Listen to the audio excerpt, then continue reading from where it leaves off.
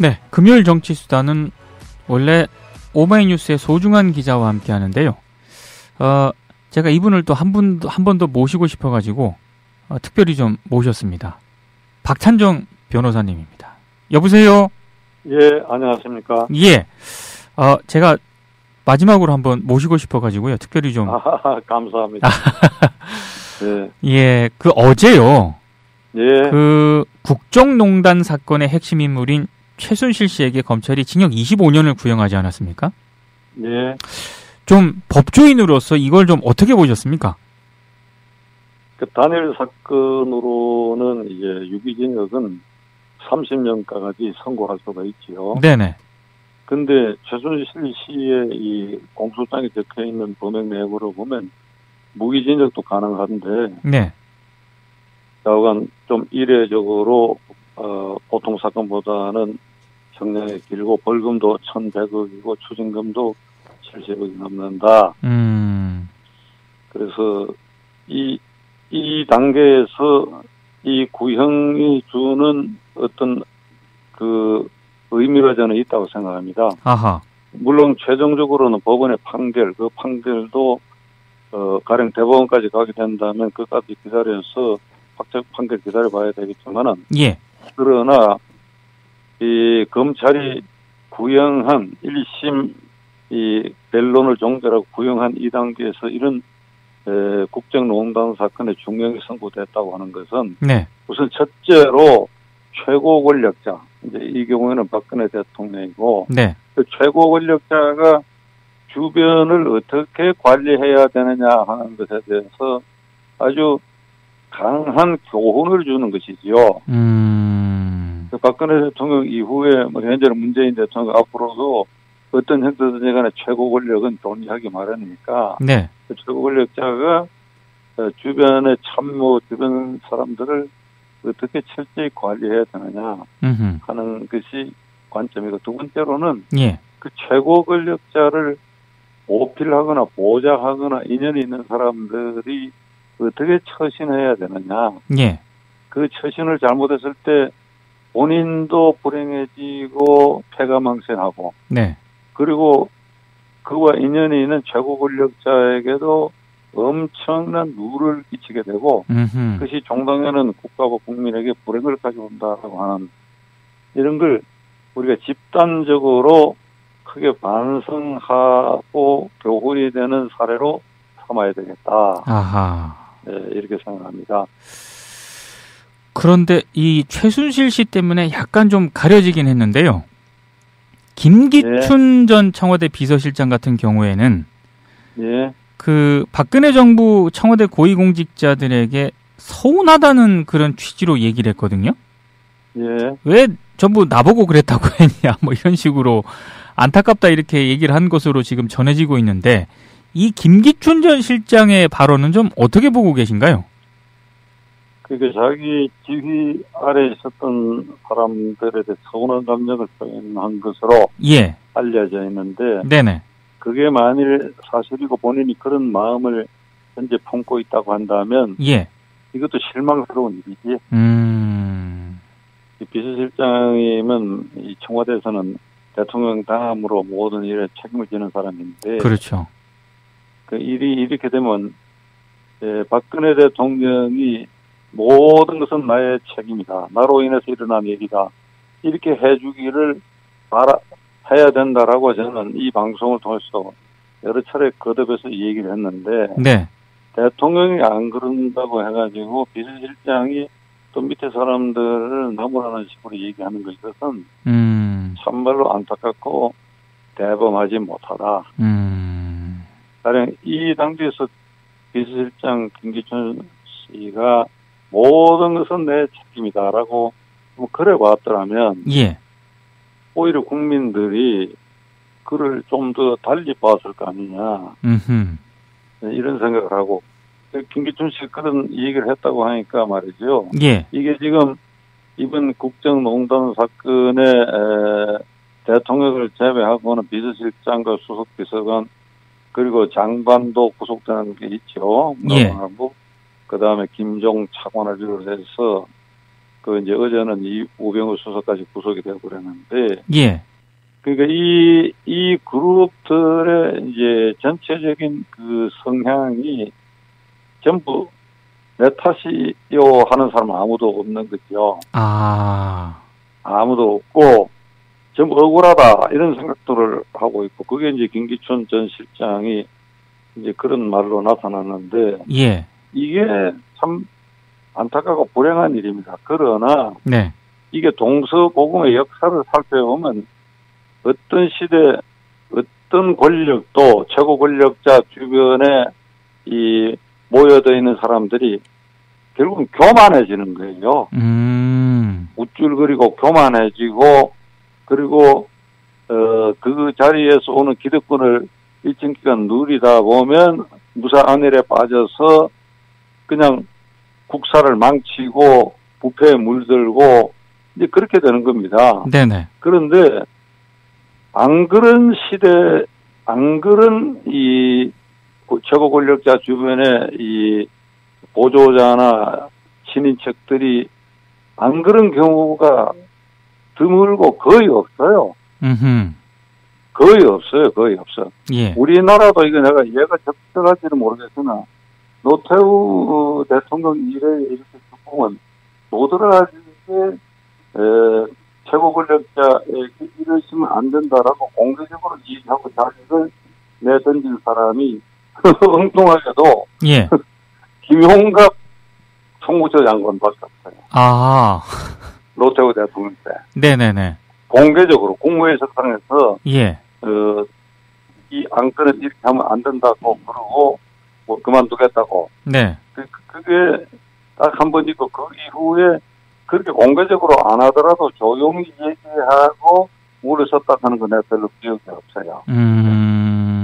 그러니까 모든 이 최고 권력자 주변의 사람들이 결국은 이게 다 교만해지고 무사안일해지고 무책임한 데서 이게 비롯됐거든요. 네네. 그러나 우리가 조선조 시절에, 네. 조선왕조 시절을 이렇게 살펴보면 이게 연산군 폭정 시대도 연산군의 앞에서 목숨을 걸고 그런 횡포한 정치를 하면 안 된다고 간하다가 맞아 죽거나 한 사람들이 있거든요. 네네네. 그 이후에도 말이지 전하 이러시면 안 됩니다 하는 사람들이 역사적으로 쭉 이어온 우리가 빛나는 전통을 가진 나라인데 그 민주공화정 시대에 와가지고 이게 완전히 이 주군을 그러니까 대통령의 심기를 건드리는 이 얘기는 일체 하지 않고 말하자면 그게 순종하고 이게 나쁜 것은 전부 감추고 이런 분위기가 계속 되어 왔단 말이죠. 네. 그러다가 무슨 일이 안 터지면 다행스럽게 또는 요행스럽게 그게 무사안일하게 지나가는 것인데 이게 박근혜 대통령 때는 최순실이라고 하는 묘한 그런 여자 때문에 말이지 이게 들통에 난 경우인데 네. 이거 터질 수밖에 없지요. 예. 그러니까 비서실장이나 지금 말씀드린 이번에 그 국정농단으로 구속되거나 수사 대상이 된 박근혜 대통령의 이 참모들에게 공통된 것은 그냥 승진하고 자리 지키고 또 더 높은 곳으로 가고 거기 자리에서 오는 기득권에 만족하고 네. 그 대통령 심기를 안 건드리고 그러니까 배랑 맞을 수밖에 없지요. 요행스럽게 안 맞고 지나갈 수가 있지만은 예. 이 경우는 맞을 수밖에 없는 운명에 빠져버린 것이죠. 이게. 그러니까 내부 비판이 전혀 없었다는 말씀이신 거죠? 그렇죠. 그러니까 이게 내가 이 방송에서도 한번 얘기한지 모르겠으나 예. 이게 맹자가 얘기한 게 있어요. 소인배들은 예. 자리를 탐하고 자리를 지키고 그 자리에서 오는 이득을 누리고 그러는 것이 소인배다 이거지. 그래갖고 본인과 최고 권력자를 불행하고 망치게 되는 것이다. 그러니까 이게 소인배가 들끓는 이런 그 상황이 네. 앞으로도 계속될 가능성이 있죠. 앞으로도. 좀 말씀드리기 안 됐습니다. 문재인 정권 지금 7개월 됐는데 예. 이 정권도 두고 봐야죠. 지내놓고 봐야죠. 그러나 처음부터 말이지 예. 높은 데로 올라가서 이거 교만하면 안 됩니다. 교만하면.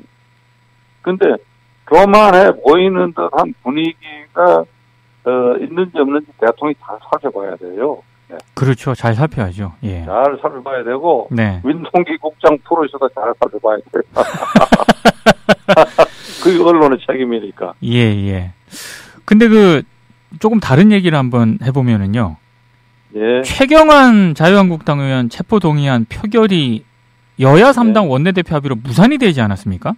예. 이제 검찰이 이걸 판단을 해야 되는데 이 여야 3당 원내대표 합의는 좀 어떻게 평가를 하십니까? 이번 이 경우는 말이지 방탄국회고 뭐 동료를 감싸기 위해서 한 것 같지는 않고. 아하. 이번 임시국회가 지금 곧 끝나거든요, 다음 주에. 그렇죠. 그러니까 이게 본회의 발의를 해서 24시간이 지나고 72시간 안에 표결하는 그 기간이 임시국회 끝날 즈음하고 겹치는 것 같아요. 그러니까 그 임시국회가 바로 끝나니까 그러면 이제 검찰이 체포영장 발부해갖고 그냥 붙들어가면 그만이에요. 네. 국회 절차는 이제 없어지는 것이니까. 예. 그러니까 다음 임시국회가 뭐 해가 바뀌가 있을 테니까 그 안에 검찰이 처리하라고. 어떤 의미에서 검찰을 좀 편하게 해준 그런 면도 있기 때문에 요만 가지고 이번에 동료를 감싸기 위한 방탄국회다 이렇게 말할 수는 없는 경우에 해당합니다. 네. 그러면 그러나 저러나 지금 일이 이렇게 된데도 예.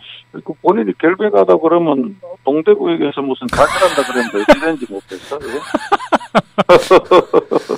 아니 그러면 그 자유한국당이 최경환 의원을 사실상 패싱을 한 것으로 해석을 해야 되는 건가요? 그렇죠.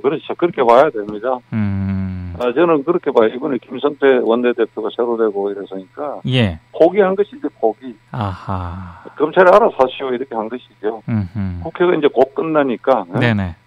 무슨 표결해갖고 번거롭게 몇 표가 나오고 또 반대가 얼마나 이렇게 할 거 없이 그냥 검찰이 해라. 네. 패싱 시켜준 거라고 봅니다.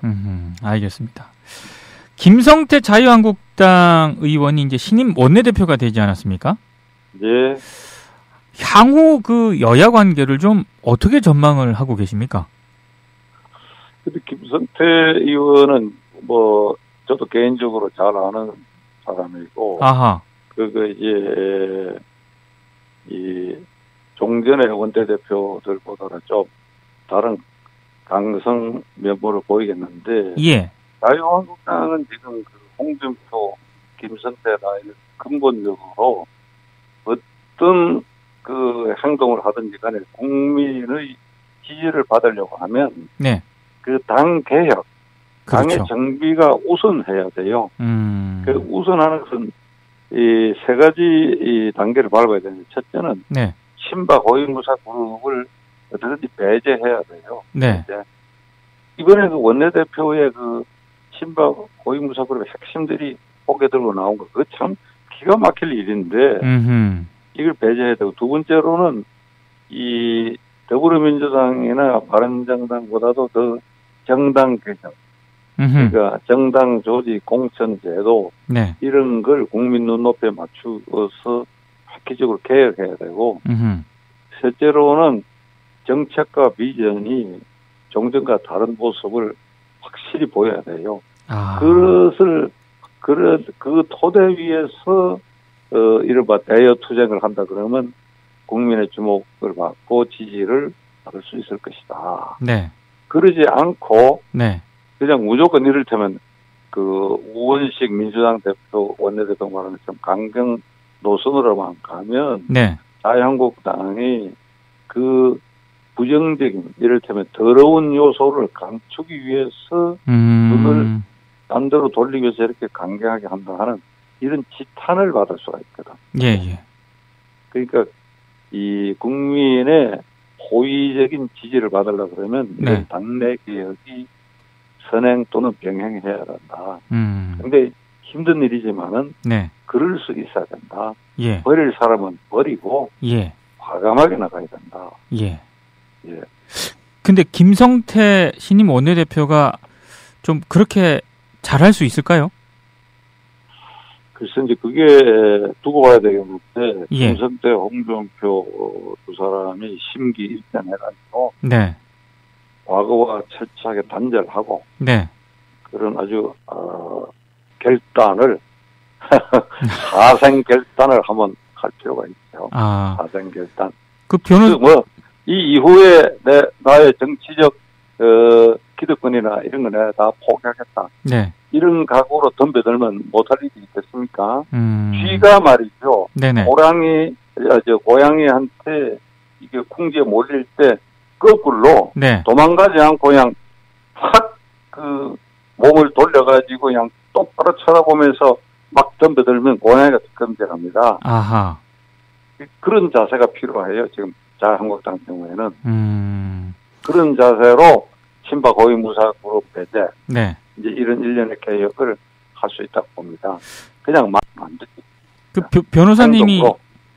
변호사님이 김성태 의원 잘 아시니까. 예. 한번 그렇게 잘 하라고 말씀 한번. 김성태 의원은 저 방송 나가는 거 늘 챙겨봐요. 예. 이게 동영상으로 올리면 그것도 제가 다 보내줍니다. 예. 변호사님 의견을 좀 잘 들으셨으면 좋겠습니다. 예. 예. 변호사님 오늘 마지막으로 뉴스바가 끝나거든요. 예. 그래서 그동안 너무 이른 아침에 고견을 좀 주시고 이렇게 해서 너무 감사드린다는 말씀을 꼭 전해드리고 싶었습니다. 저는 오랜 기간 동안 저에게 평소에 하고 싶은 말을 할 수 있는 기회를 주신 데 대해서 무한히 감사드리고. 아닙니다. 예. 민덕기 국장님을 비롯해서 모든 구성원들이 새해 복 많이 받으시고. 예. 이 방송도 일치월장하기를 제가 믿는 하느님께 간절히 기도하겠습니다. 고맙습니다. 예. 다음에도 한번 모시도록 하겠습니다. 고맙습니다. 네, 감사합니다. 네, 박찬종 변호사였습니다.